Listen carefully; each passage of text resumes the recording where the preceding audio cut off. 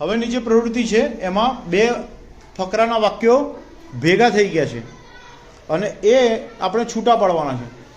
બે સૂચનાઓ એક ફકરામાં ભેગી થાય તો મગજમાં કેવી ગડમથલ થાય એનો એક આ વિડીયો છે, એ જોઈએ પછી આગળની આપણે પ્રવૃત્તિ કરીએ. लतीफ भाई और हनीफ भाई आपको फ्रेंच ऑमलेट बनाने के नए नए नुस्खे बताएंगे. लतीफ भाई और हनीफ भाई का सुनने में ऑमलेट बनाने का सारा सामान तैयार है. क्या तैयार है? सबसे पहले घी लीजिए. हाँ तो 1 चम्मच घी डालिए. अब आप एक प्याज ले साथ में नमक मिर्च और मसाले के पानी पानी आगे क्या करना है? अब आप एक टांग पर खड़े होकर कूदिए क्योंकि तंदुरुस्ती के लिए बहुत ही जरूरी है. अब रुक जाइए. आपके हाथ में अंडा है. आप इसे जमीन पर बिछाकर उस पर पद्मासन लगाएं. पद्मासन के लिए सबसे पहले आप बैठ जाइए. बढ़ जाते हैं. अब चौकड़ी मारिए. हाथों को घुटनों पर रख दीजिए और अपनी आंखें बंद कर लीजिए. अब आप इसे धीमी आंच पर सेकने दीजिए. जी हाँ, ये बहुत जरूरी है. पद्मासन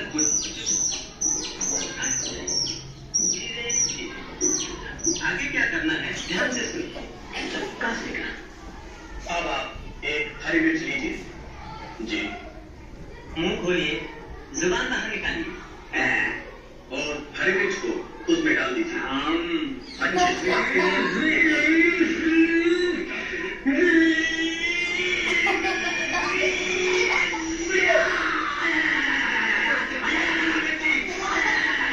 अब आप जमीन पर लेट जाइए. धीरे धीरे अब एक बाई टांग उठाइए.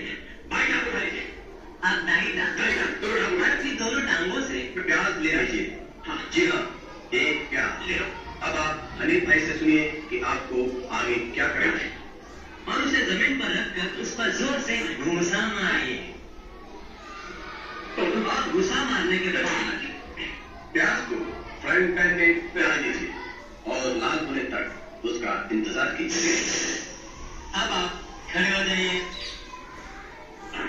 घुटनों पर हाथ रखिए. पेट अंदर कीजिए और जोर से सांस लीजिए. हिलिएगा बिल्कुल नहीं. ऐसी हालत में डुलना स्वास्थ्य के लिए नुकसानदेह है. आप दूसरा डाल लीजिए और उसे तोड़कर फ्राइंग पैन में डाल दीजिए. अब आप सर के बल खड़े हो जाइए. जी हाँ, सर के बल खड़े हो जाइए. धीरे धीरे धीरे धीरे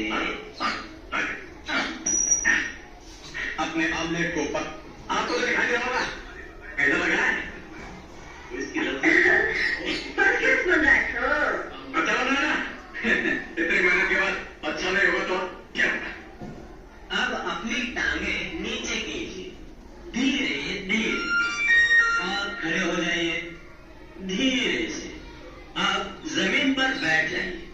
जमीन पर बैठने के बाद अपना बायां पांव उठाकर अपनी गर्दन में डालिए.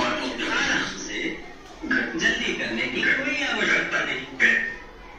आप दायां पांव वैसे ही गर्दन में डालिए. अरे बाप रे, अरे ऑमलेट का मसाला क्या हो गया. लाजवाब है, बड़ी मिसाल है.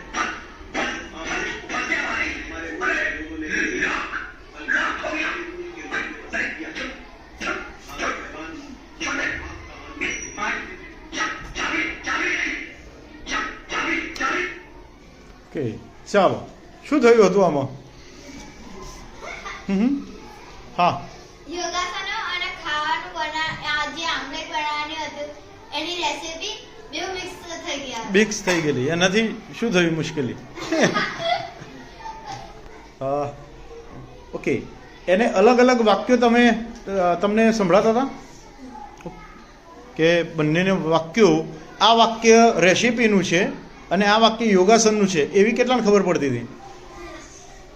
કેમ ખબર પડતી હતી? બોલો કેવી રીતે ખબર પડતી?